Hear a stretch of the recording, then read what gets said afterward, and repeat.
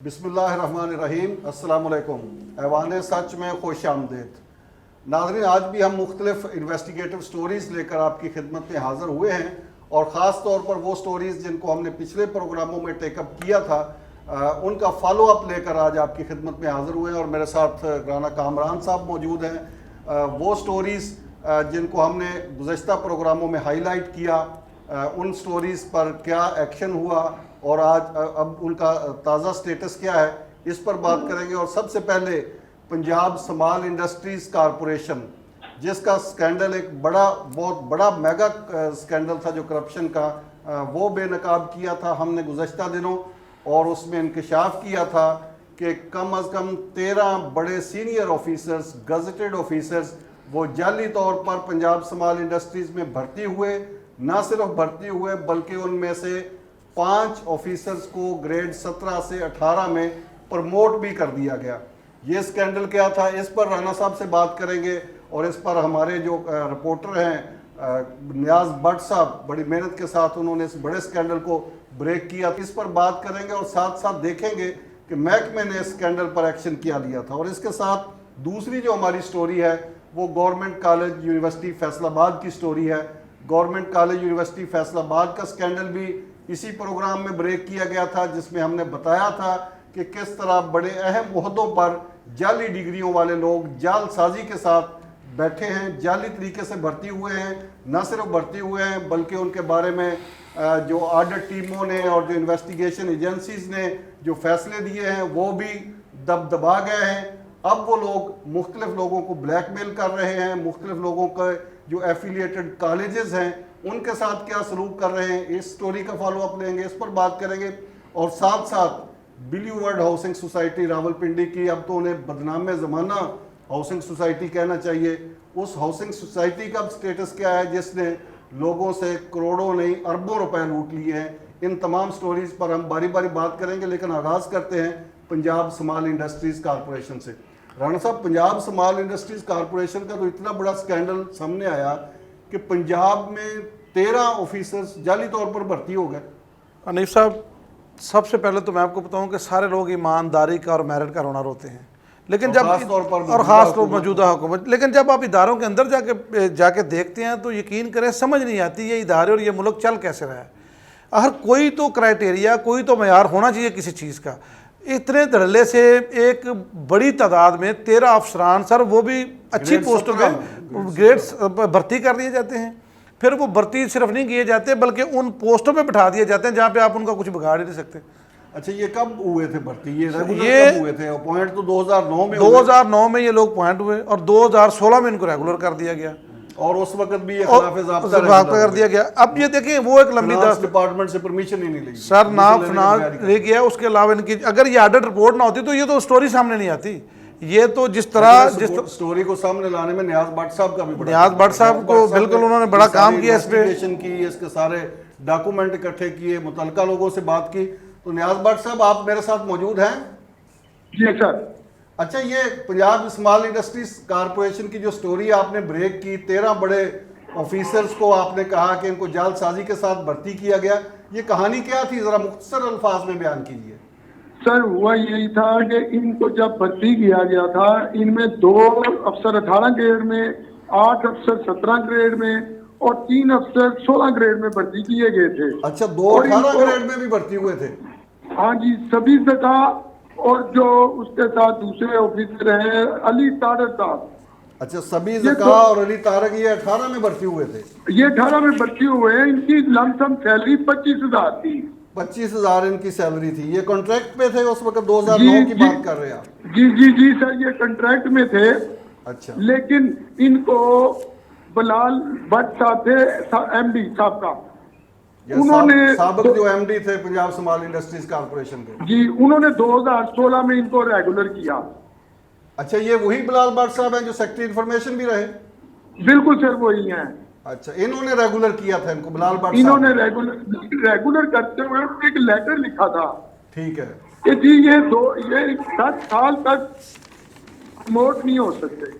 अच्छा, ये 2016 में बिलाल भट्ट साहब ने इनको रेगुलर किया था? बिल्कुल, बिलाल भट्ट साहब ने रेगुलर किया था। और फाइनेंस डिपार्टमेंट से मंजूरी नहीं ली थी इनको रेगुलर करने की? नहीं, उन्होंने किसी को भी अहमियत नहीं दी। उसने खुद अपनी जात पर रखकर, जो हमारे पास तो बात आती है वो है 40 लाख रुपया इन 13 अफसरों से रिश्वत ली गई थी। अच्छा, ये बिलाल भट्ट साहब ने मुबैना तौर पर 40 लाख रुपए रिश्वत लेकर इनको रेगुलर किया था और इनको एक होटल में वीवीआईपी पार्टी भी दी थी। अच्छा, इनको पार्टी भी दी थी? पार्टी बिलाल भट्ट साहब ने दी थी? पैसे इनके थे? बिल्कुल जी, जी प्रमोट होने के बाद बिलाल भट्ट साहब ने इनको इनवाइट करके पीसी होटल में पार्टी दी। ठीक है, उसके बाद क्या हुआ? कब ये मंजरे आम पे आई स्टोरी? किस तरह आप इसको लेके आए सर? अच्छा सर, जब ये रेगुलर हुए तो उस वक्त के 14 अफसरान जो इनसे सीनियर थे जी, उन्होंने कंप्लेंट की थी कि ये हमारा प्रमोशन का हक मारा जा रहा है, ये लोग फिक्स सैलरी फिक्स में थे, इनको कैसे रेगुलर किया जा सकता है। अच्छा, तो वो लोग लेकिन क्या वो अदालत में गए? कहाँ गए जो जिनकी सीनियरिटी नहीं, मुतासर हुई थी? उन्होंने अपने महकमे में ही इंक्वायरी लगवाई थी। ठीक है, और उसमें बोर्ड कमेटी एक तश्कील दी गई जिसने 5 साल में इंक्वायरी कंप्लीट हुई। अच्छा, अब तो भट्ट साहब ये जो 13 के 13 लोग हैं, ये बड़े अहम ओहदों पर मुख्तलिफ अजला में बड़ी अहम पोस्टों पर तैनात हैं। अब जब आपने स्टोरी ब्रेक की तो फिर अब क्या एक्शन क्या हुआ है इस पर? सर, स्टोरी जब ब्रेक की उस वक्त हाई कोर्ट ने सेक्रेटरी इंडस्ट्री से 8 हफ्तों में रिपोर्ट मांगी हुई थी। अच्छा, जब इनकी प्रमोशन हुई थी, इनमें से 5 अफराद की जब प्रमोशन हुई तो उस वक्त हाई कोर्ट का आर्डर मौजूद था रिपोर्ट तलब करने वाला? जी सर, बिल्कुल। उस हाई कोर्ट के आप कहना ये चाह रहे हैं कि उस हाई कोर्ट के आर्डर को भी नजरअंदाज कर दिया और इनको प्रमोट? बिल्कुल सर, बिल्कुल। बल्कि सेक्रेटरी इंडस्ट्री रिमाइंडर भेजा था, उससे भी नजरअंदाज किया गया है। अच्छा, तो ये अब कौन था? पहले तो बिलाल भट्ट साहब थे आपके बकौल कि वो सारा कुछ उन्होंने प्रमोशन की। अब तो बिलाल भट्ट साहब सेक्रेटरी इंडस्ट्रीज नहीं है, तो अब कौन इनको फिर प्रमोशन अब किसने की इनकी? ये है मोहम्मद ताहिर वट्टू साहब। अच्छा, ताहिर वट्टू साहब जो मैनेजिंग डायरेक्टर हैं, एमडी हैं? मैनेजिंग डायरेक्टर एमडी हैं। मैं इनको मिला था। अच्छा, और मैंने इनके साथ इस हवाले से पूरी बात की थी कि जनाब ये करप्शन हो रही है। उन्होंने कहा जी मैं अभी 8 दिन हुए हैं, मैंने ज्वाइन किया है, लेकिन मैं इसके ऊपर वर्किंग कर लेता हूँ। अच्छा, जब ये इतने सीनियर स्केल की प्रमोशन होती है उसके लिए बोर्ड बैठता है, समरी तैयार होती है, पूरा उसका केस तैयार करके बोर्ड में रखा जाता है, फिर प्रमोशन का फैसला होता है। तो ये ताहिर वट्टू साहब जिस तरह आप कह रहे हैं कि वो उनके बकौल वो तो चंद दिन पहले आए, तो इससे पहले ये सारा केस तैयार था या इन्होंने ये तैयार करवा के प्रमोशन का नोटिफिकेशन जारी किया? सर, इसमें जो मेन करंट आदमी है उसका नाम है, वो है PSO 2 MD Muzammil Hussain. Muzammil Hussain, PSO 2 MD। ये भी इसी ग्रुप में है? ये 13 बंदों में है? ये भी 13 बंदों में है भट्ट साहब जो जाली भर्ती हुई? ये 5 बंदों में। बिल्कुल, ये 13 बंदों का सरबराह है। अच्छा, उनका भी सरबराह है ये? जी, और इनकी प्रमोशन भी हुई है मुजम्मल साहब? बिल्कुल, इनकी भी, हाँ जी, इनकी भी प्रमोशन हुई है। तो अब ये जो हमने जब आपने खबर ब्रेक की उसके बाद इंक्वायरी लगी, तो इंक्वायरी भी तो फिर इन्हीं लोगों के पास ही गई होगी? सर, हुआ ये है कि मैंने सेक्रेटरी इंडस्ट्री साहब का मौक़िफ़ लिया था। ठीक। और उनको खबर जो ब्रेक की थी वो भी बताई। उन्होंने फौरी तौर पर MD को कहा कि स्पीकिंग ऑर्डर जारी करो। ठीक। 16/6 को उन्होंने स्पीकिंग ऑर्डर जारी किए और 18 तारीख को जो डायरेक्टर एडमन है उसने एक लेटर जारी किया है कि 22 तारीख को हाई कोर्ट की जो ऑर्डर है उनकी रोशनी में मैं इंक्वायरी कर रहा हूं। ठीक। अब ये 22 तारीख को 11 अफसर, क्योंकि 2 अफसर जो हैं, जो जवाद साहब हैं, वो तो ऐसे ही चले गए छोड़ के। अच्छा, इनमें से 2 ऑफिसर सरेंडर कर गए, छोड़ गए वो? सर, एक ऑफिसर छोड़ गया है और जो दूसरी ऑफिसर है अमारा मंजूर जी, उन्होंने सैलरी में से जो आ रही है वो सैलरी नहीं लेती, जो वापस करना पड़ेगी। वो एडमिट करती है कि ये हमें महकमे को वापस करनी है। अच्छा, ये हमारा मंजूर ने एडमिट किया है कि हमारी अपॉइंटमेंट इलीगल है, इसलिए उन्होंने सैलरी भी नहीं ली? जो अजाफी सैलरी है वो नहीं ली। अच्छा, जो इजाफी सैलरी है जो रेगुलर होने के बाद उनकी बनी होगी वो नहीं ली उसने? नहीं ली सर। अच्छा, अम्मारा मंजूर ने भी नहीं ली, और दूसरे कौन ऑफिसर हैं जिन्होंने नहीं ली? जवाद अली साहब थे, वो छोड़ गए हैं। जवाद अली साहब महकमा ही छोड़ गए हैं, मुलाजमत छोड़ महकमा गए? छोड़ गए हैं जी, बिल्कुल।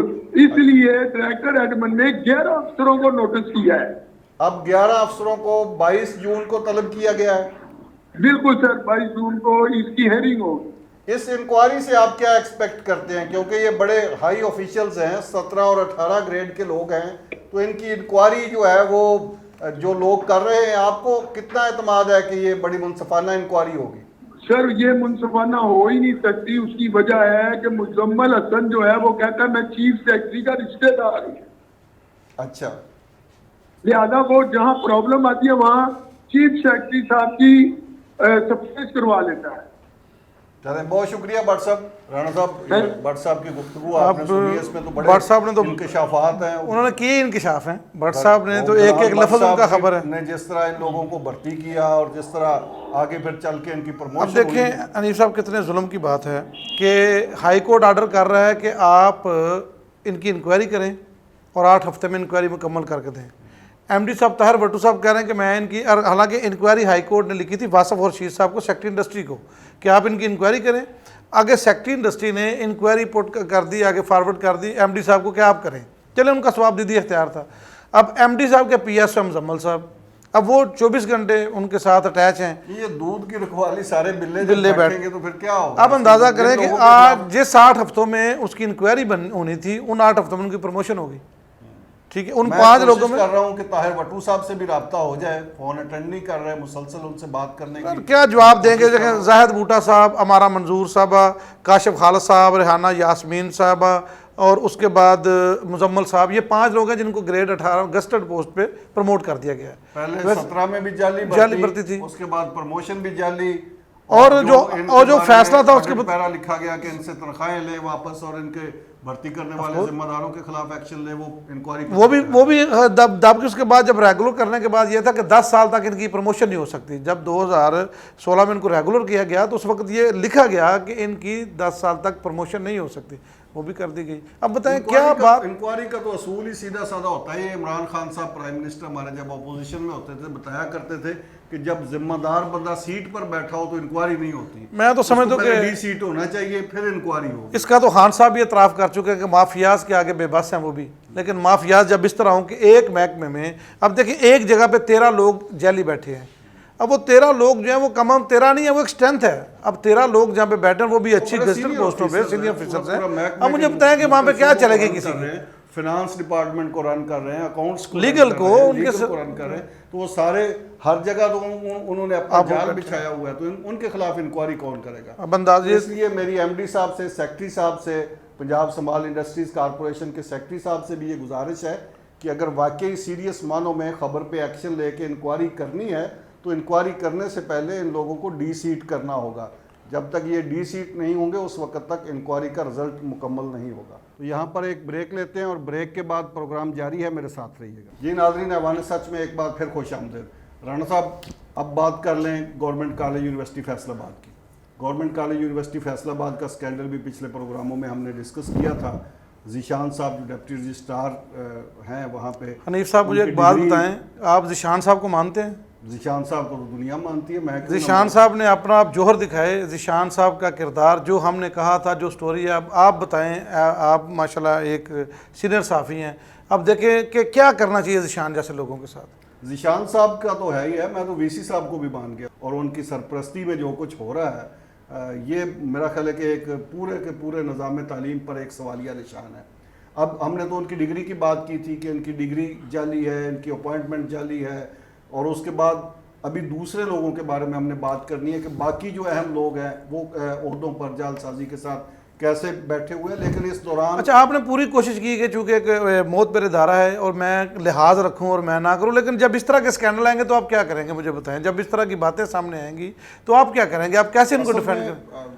हज़ारों तलबा के मुस्तकबिल का मसला है, तलबा के साथ बड़ी ज़्यादती हो रही है। जो जितने भी प्राइवेट कॉलेजेस जो एफिलिएटेड हैं गवर्नमेंट कॉलेज यूनिवर्सिटी फैसलाबाद के साथ, जैसा कि हमने पिछले प्रोग्राम में भी थोड़ा सा जिक्र किया था, और हमने जब वीसी साहब को बताया था कि हमारे पास शवाहिद मौजूद हैं कि मुख्तलिफ प्राइवेट कॉलेजेस से जो पैसे आते हैं जो फीसें आती हैं या जो दीगर फंड्स आते हैं वो किस तरह ज़ीशान साहब के पर्सनल अकाउंट में ट्रांसफ़र होते हैं। आज तो एक नया इंकशाफ जो आप करने लगे हैं कि ये जौहर कॉलेज साहिवाल के बारे में ज़ीशान बताइए। साहब कॉलेज साहिवाल जो गवर्नमेंट कॉलेज यूनिवर्सिटी फैसलाबाद के साथ एफिलिएटेड है, इसका क्या मामला? सर देखिए, ज़ीशान साहब तगड़े आदमी हैं। ज़ीशान साहब ऐसा लगता है जैसे वीसी ज़ीशान साहब के अंडर है, और ज़ीशान साहब ने तो है ही अंडर, और ज़ीशान साहब के अंडर है। और ज़ीशान साहब ने अपने फ्रंटमैन रखे हुए हैं। अब्दुल लतीफ़ साहब जौहर कॉलेज साहिवाल के ये प्रिंसिपल भी हैं, मालिक भी हैं, ऑनर भी हैं। इनके साथ जो कुछ हो रहा है ये आपने सुन सर, लिया। ये तो एक मिसाल है। अस्सलाम वालेकुम सर। वालेकुम सलाम।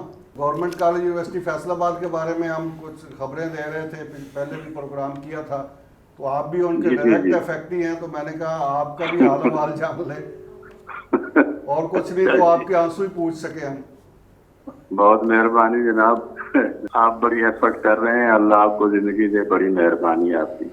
अच्छा, अब क्या करंट स्टेटस क्या है आपके कॉलेज का और यूनिवर्सिटी का, क्या मामला चल रहा है? वो एफिलिएशन तो हमारी कोई 12 साल से है उनके साथ। 12 साल से आपका कॉलेज एफिलिएटेड है गवर्नमेंट कॉलेज यूनिवर्सिटी? एफिलिएटेड, हाँ जी जी, ठीक। 2009 से है। ठीक। तो ये फिर जब से आए हैं तो इन्होंने कहा कि जी ये चीज नहीं है, ये नहीं है, ये नहीं है। वो फिर एफिलिएशन के मुकम्मल बाद करते ड्रग्स रहे। निकाले इन्होंने? जी जी, एफिलिएशन तो पहले चल रही थी, ये जब दोबारा आए हैं तो ये नई टीम जो आई है। ज़ीशान साहब की सरबराही में? जी जी, ज़ीशान साहब हैं। जिस बंदे ने मेरे साथ कांटेक्ट किया था उसका नाम इसहाक है। अच्छा। हाँ, इसहाक ने कहा था कि जी आपका ऐसे नहीं होना, आप हमें पैसे दें और जो जितने प्रोग्राम आप लेना चाहते हैं और भी ले लें, बीएस के आप लेना ये चाहते इसहाक हैं। साहब क्या इसके फ्रंटमैन है ज़ीशान के? जी जी जी, अच्छा, उसने इन्होंने यही कहा है कि हाँ जी। अच्छा, उन्होंने कहा कि इसहाक ने आप कहा है पैसे कि दें मेरा- और काम करवा लें, एफिलिएशन करवा लें अपनी रिन्यू। हाँ, और भी प्रोग्राम लेने हैं तो ये भी, वरना ऐसे नहीं होना। ठीक तो है। मैंने कहा यार मैं पैसे कितने आपको दूं? वो कहता है कि जी 5 लाख रुपए दें। ठीक है। तो मैंने कहा उसकी क्या गारंटी क्या है? कहता है ये मेरा चेक ब्लैंक रख लें। ठीक है। तो पहले आप मुझे 2 लाख रुपए दे दें, बाकी काम होगा तो दे देना। लेकिन वो पहले मैंने पैसे दे दिए, चेक उससे ले लिया। आपने पैसे तो- नेट दिए थे, कैश दिया था या अकाउंट में ट्रांसफर किए थे? अकाउंट में 1 लाख अकाउंट में था, 1 नेट लिया था। अच्छा, 1 लाख अकाउंट में दिया, 1 लाख नेट दिया। ये इसहाक साहब के अकाउंट में? एक साथ के अकाउंट में, उसके सैलरी के अकाउंट में गया। अच्छा, सैलरी के अकाउंट में। तो ये इसहाक साहब इन्होंने ज़ीशान साहब ने आपको कहा था कि ये इसहाक को पैसे दे दें? ये आए ना विजिट पे, तो मैंने इनसे पूछा कि आपका इस हाथ से क्या ताल्लुक है? कहता है वो मेरे दोस्त हैं। वो सारी टीम के सामने ही मैंने पूछा था। मैंने कहा जी वो इसहाक साहब आपसे क्या लगता है? कहते हैं वो मेरे दोस्त हैं। ठीक है। तो पैसे आपने इसहाक साहब के अकाउंट में ट्रांसफर कर दिए और उन्होंने आपको जी, जी। गारंटी चेक दे दिया? जी सर। कितने का हाँ, चेक दिया? डिसाइड हो गया। चेक उन्होंने ब्लैंक ही दिया था, साइन करके दे दिया। अच्छा, इतने कॉन्फिडेंट थे वो कि काम हो जाएगा और कोई इशू नहीं? जी जी जी तो फिर जी काम जी। और जब तो एफिलिएशन हो गई फिर आपके कॉलेज की रिन्यू? नहीं हुई, अच्छा, वो इसके बावजूद इसने, नहीं? हाँ, वो उसने फिर कहा कि जी वो कह रहे हैं कि 2 नहीं, आप ना पैसे सारे दें फिर काम होगा, ये ऐसे अच्छा। नहीं होगा। पूरे मैं और- पैसे एडवांस हाँ। दें फिर काम होगा? हाँ जी, हाँ जी। वो मैं घबरा गया। मैंने कहा ये पहले इसने कहा था 2 लाख, आप कह रहे थे 5 लाख इकट्ठे दे दें। ठीक है। तो वो इसलिए फिर मैं उससे अवॉइड कर गया। तो उसके बाद वो फिर 3 लाख आपके दिए। कॉलेज के स्टूडेंट्स का फिर स्टेटस क्या हुआ? एफिलिएशन तो आपकी रिन्यू हुई नहीं, तो फिर बच्चों का क्या बना? वो बच्चे तो पहले वाले जो थे वो तो कोर्ट के जरिए मैंने उनको अपीयर करा लिया था। अच्छा, वो कोर्ट के जरिए करवा दिया आपने? हाँ, हाई कोर्ट के जरिए कराया। तो वो जो अब नए दाखिले हुए थे वो अपीयर नहीं हुए। अच्छा। जी जी तो अब आपने एंटी करप्शन में भी कोई एप्लीकेशन दी हुई है इनके खिलाफ ज़ीशान जी, हाँ, साहब? दी हुई है, फैसलाबाद दी थी। उसमें क्या मौकफ है आपका? क्या क्या एप्लीकेशन दी है? वो उसमें एप्लीकेशन में यही कहा है कि जी उसके फ्रंटमैन ने पैसे लिए, डिसाइड किया कि कर देंगे, चेक किया जो डील हुई थी, ठीक है। और काम भी नहीं किया और पैसे भी वापस नहीं किया। अभी तक पैसे भी पैसे वापस वाप- नहीं किया? हाँ जी, पैसे मांगे हैं तो कहते हैं पैसे जीशान साहब खा गए हैं, उससे लेके दूंगा। वो कहता है कि पैसे निशान साहब खा गए। अच्छा, आपकी वाइस चांसलर साहब से बात हुई है? इतना बड़ा इशू है, आपको इतनी हर्डल का सामना करना पड़ता है, मुख्तलिफ मसाइल हैं यूनिवर्सिटी के हवाले से, तो वाइस चांसलर साहब से मुलाकात की आपने? ये सब कोलैबोरेटेड लोग होते हैं, ये इनसे कहें तो वो कहते हैं जी टीम को बुलाएं। मैं 2-3 दफा गया हूँ। अच्छा, वो टीम वाले जो हैं उन जो रिपोर्ट वो करते हैं, जब बात करते हैं वो कहते हैं जी इनको सेटिस्फाई करें टीम वालों को। अच्छा, और टीम वाले कहते हैं जी सिंडिकेट ने ये कर दिया वो कर दिया, तो ये सारे मिलजुल के काम करते हैं। अच्छा, ये वाइस चांसलर साहब इनकी मर्जी के मुताबिक ही चलते हैं, जिस तरह ये एफिलिएशन कमेटी जो उनको कहती है, जो हाँ जी जो रिपोर्ट वो दें उन्हें। पिछले प्रोग्राम में वाइस चांसलर साहब मेरे साथ मौजूद थे टेलीफोन पे, तो वो कह रहे थे कि जो भी कंप्लेन मेरे पास आती है मैं उसको बड़े तहम्मुल से सुनता हूँ और उस पर एक्शन लेता हूँ। तो आपकी एप्लीकेशन उन्होंने तहम्मुल से नहीं सुनी और उस पर कोई एक्शन नहीं लिया?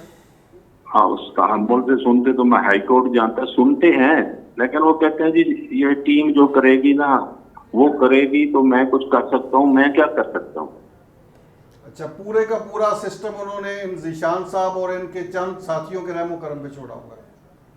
जी हाँ, बस वो उनकी पता नहीं क्या मजबूरियां हैं, उनके साथ ही हैं। अच्छा, इनके खिलाफ मुख्तलिफ फोरम्स पे एप्लीकेशंस गई हुई हैं, FIA में भी गई हुई है, एंटी करप्शन में आप गए हुए हैं और भी लोग गए हुए हैं, गवर्नर हाउस में भी इनके खिलाफ एप्लीकेशंस हैं, लेकिन किसी पे कोई एक्शन नहीं हुआ अब तक।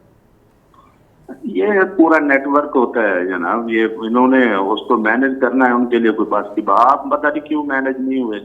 अच्छा, वरना हाँ गवर्नर हाउस हो या कोई हो, सब एक दूसरे से मिल के चलते हैं। लो जी राना साहब, ये अब्दुल लतीफ साहब जौहर कॉलेज साहिवाल के ये प्रिंसिपल भी हैं, मालिक भी हैं, ऑनर भी हैं, इनके साथ जो कुछ हो रहा है ये आपने सुन सर, ये तो एक मिसाल है, ये तो एक मिसाल है, बेशुमार ऐसी मिसालें हैं। दूसरा आपको ये पता है कि ये जो इसाक साहब कौन है?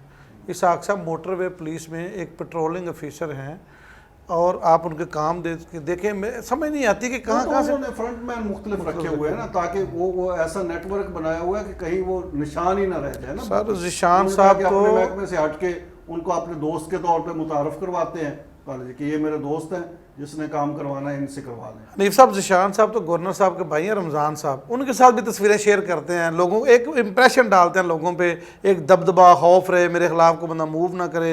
वो हर तरह से ना लोगों को ब्लॉक करके रखते हैं कि जो जैसे ये आपके सामने ये लतीफ़ साहब ने बात की, तो बात उनकी किसी हद तक ठीक भी है कि वो इम्प्रेशन ही ऐसा देते हैं कि आप जहाँ भी जाएँ आपकी आवाज़ कोई नहीं सुनेगा, वो इस तरह उन्होंने मैनेज किया हुआ। चांसलर साहब का किरदार इसमें बड़ा मनफी किरदार सामने आ रहा है कि उन्होंने मुसलसल शिकायत लोग, सर हिस्सेदार है ना, देखिए जो बंदा हिस्सा लेगा वो इनको जीशान साहब को मुतमईन कर, जो बंदा हिस्सेदार है हनीफ साहब, जो हिस्सा ले रहा है, जो इस तरह के लोगों को पाल रहा है, डिफेंड कर रहा है, उसको बरी जुमा करार मत दे। अब वक्त नहीं है, वरना हम उन लोगों का भी जिक्र करते हैं, उन दूसरे लोगों का जो बड़े सीनियर ओहदों पे बैठे हैं, जिनकी डिग्रियां भी जाली हैं और जिनके ये भी जीशान साहब का डाटा जो है, मैं कहता हूँ कि ये भी आप इनकी जो दूसरी स्टोरी है, ये भी आप और भी इनके कुछ लेने देने के कारनामे हैं वो भी बयान करेंगे, और साथ अगले प्रोग्राम में हम उन लोगों का जिक्र। जीशान साहब आ नहीं रहे, वो अपना मौक़िफ़ दे रहे हैं, बड़े दिलेर आदमी हैं। जीशान साहब कोशिश की है मैंने बार बार, लेकिन वो दस्तयाब नहीं हो रहे टेलीफोन पे। कोशिश करें अपनी आ रही तक कि वो आए और अपने कि वो खुद आके इस फोरम पे अपनी बात कहें, और जो कुछ वो अपने हक में कहना चाहते हैं, और जो बात हम कह रहे हैं, और जो बात मुख्तलिफ एफिलेटेड कॉलेजेस के मालकान कह रहे हैं, जो तलबा कह रहे हैं, जो ज़ुबान ज़द आम है, उन बातों का जवाब दें। मेरी तो यही ख्वाहिश है कि वो आएँ, और अगले प्रोग्राम में हम दूसरे लोगों के बारे में बात करेंगे, उनके डॉक्यूमेंट सामने लेके आएंगे, और उनके अपॉइंटमेंट लेटर लेके सामने आएंगे, उनकी भर्ती का क्राइटेरिया क्या था, वो कैसे भर्ती हुए, और उनकी डिग्रीज़ क्या हैं, ये भी सब कुछ हम बताते रहेंगे।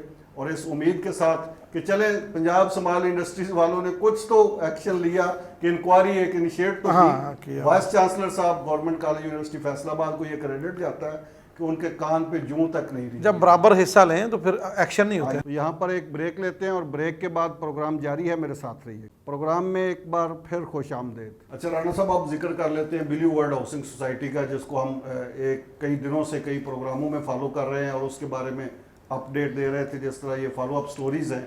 इसका फॉलोअप क्या है? उनकी तो जमानत भी खारिज हो गई अब तो ब्लू वर्ल्ड सिटी के मालकान की, और वो अदालत से फरार हो गए। ये किस केस में हुआ, क्या स्टोरी? देखें, ये एक दोबारा कब्जे का इशू था जिसमें तीनों भाई नदीम एजाज, नईम एजाज और वसीम एजाज, ये तीनों भाई असल में ये माशाल्लाह इतना इनका वो अनचाकू हो चुके हैं, ये कह लें ये इतने नंडार हो चुके हैं कि ये अब खुद जाते हैं। पहले ये कभी कभी खुद जाते थे, कभी बंदों से करवाते थे। ये कब्जे का केस था। ये एक ओवरसीज़ पाकिस्तानी है जिस पर कोई ज़मीन पे इन्होंने किया था कब्ज़ा, तो उसी केस में इनकी ये बाकायदा अरेस्ट हुए। अरेस्ट होकर उन्होंने शख्सी ज़मानत पे ली और उसके बाद फिर उन्होंने प्री अरेस्ट कराई बेल अपनी। उसके बाद जब कंफर्म करने की बारी आई तो फिर ये इनकी जो है वो कंफर्म नहीं हुई, फिर इनको हाता अदालत से मफरूर होना पड़ा। ये वहाँ पे हो गया अदालत ये एक दफ़ा फ़रार हो गए, फिर उन्होंने बाद में हाई कोर्ट से जाके ज़मानतें करवाई हैं, लेकिन सेम डे जब इनकी ज़मानतें खारिज हुई थी तो ये हाता अदालत से फ़रार हो गए थे। प्रोग्राम में आपने ये कहा था कि इनको किसी सूरत NOC नहीं मिल सकता क्योंकि इनके पास ज़मीन ही नहीं है, और आपने बड़ा ये लोगों को वार्न किया था कि आप यहाँ पे इन्वेस्टमेंट ना करें। कुछ स्टेटस में तब्दीली आई है हमारे ये गुज़श्ता हफ्ते के प्रोग्राम में और आज के प्रोग्राम में? ब्लू वर्ल्ड के स्टेटस में कोई तब्दीली आई? सर इसमें कोई तब्दीली नहीं आई, और ये मैं नहीं कह रहा, ये तो RDA कह रहा है। ये जो बार बार बात कर रहे हैं कि ये आप इन पर इन्वेस्टमेंट ना करें, आप RDA की वेबसाइट पे जाएं, RDA के इश्तिहार देखें, जो चेयरमैन RDA उससे बात करें, PR हैं उससे बात करें। मैं तो ये, मेरा तो कंसर्न नहीं है ये, मैं तो सिर्फ हम तो ये कर रहे हैं खालिस्तन अल्लाह की रज़ा के लिए कि लोगों की इन्वेस्टमेंट। हमें पता है हनीफ कमर साहब कि पाकिस्तान में एक बहुत बड़ी तादाद है लोगों की जिनका ख्वाब, जिनका ज़िंदगी का मकसद ही घर बनाना है।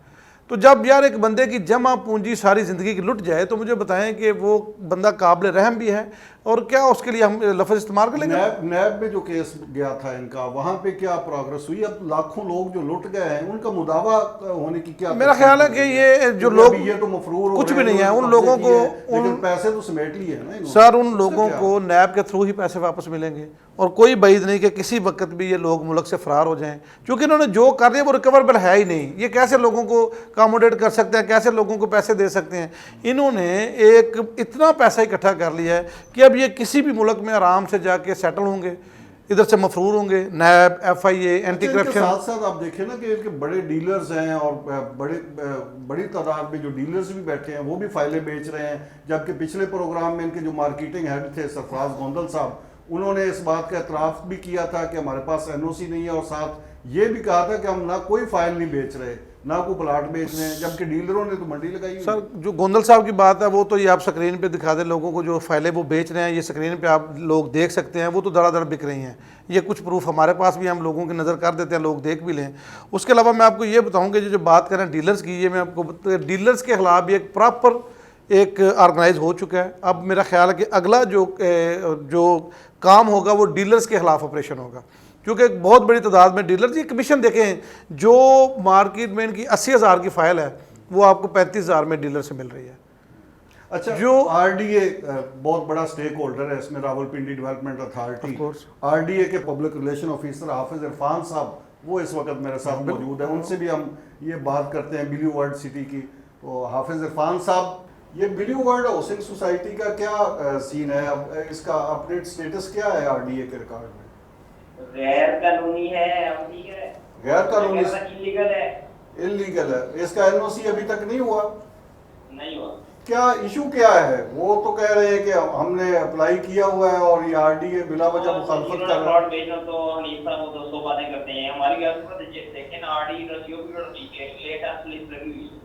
अच्छा, RDA ने वेबसाइट पे लगाया हुआ है कि ये गैर कानूनी स्कीम है? हाँ, लिस्ट लगी है ना, लिस्ट पे लिखा इलीगल।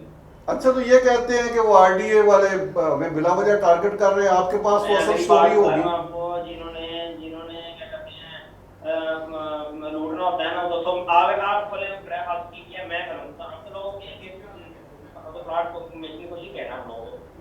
तो इसका इश्तिहार भी कोई दिया है अखबारात में RDA ने? यहाँ दिया था।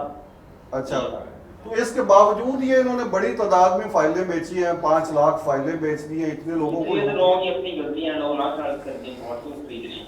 RDA अपने सतह पे इन्फॉर्म करता रहा है लोगों को वक्तन फवक्तन। हाँ, करता।